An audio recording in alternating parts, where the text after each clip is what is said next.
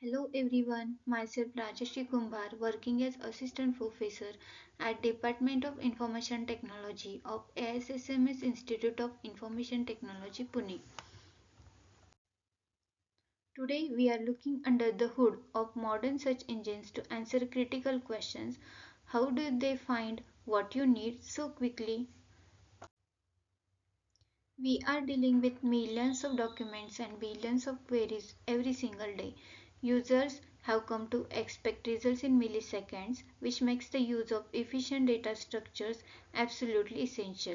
The secret behind this near instantaneous speed is a structure called the inverted index, the backbone of fast. Now we will see what is an inverted index. So what exactly is it? At its heart, the inverted index is a core data structure in information retrieval. Its primary job is to map terms to the specific documents that contain them. Think of it as the reverse of a forward index. Instead of looking at a document to see its words, we look at a word to see its documents.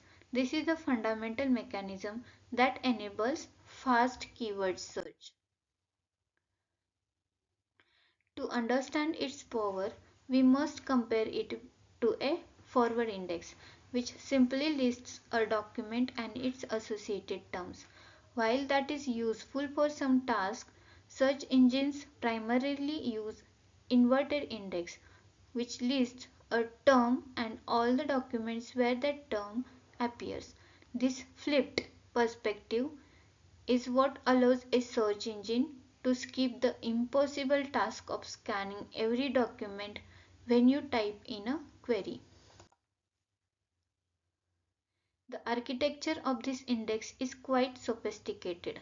It typically includes a dictionary or vocabulary of all unique terms.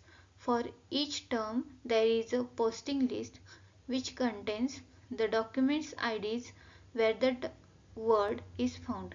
For even more precision, these indexes often store term frequency, how many times the word appears, and the exact positions of the word within the text. Let's walk through a concrete example using three simple documents. Document D1 contains data mining techniques, D2 contains information retrieval systems, and D3 contains mining of data. If we were a computer trying to search this, scanning them one by one would be inefficient. By inverting these documents, we create a roadmap for our search. The term data now points to D1 and D3, mining points to D1 and D3, and techniques point only to D1. Similarly, the term information retrieval systems all points to D2. Now, when a user searches for information, the system knows exactly where to look without checking D1 and D3 at all. Like any technology, there are trade-offs. The primary advantages are fast search and high scalability, allowing us to search the entire web in an instant.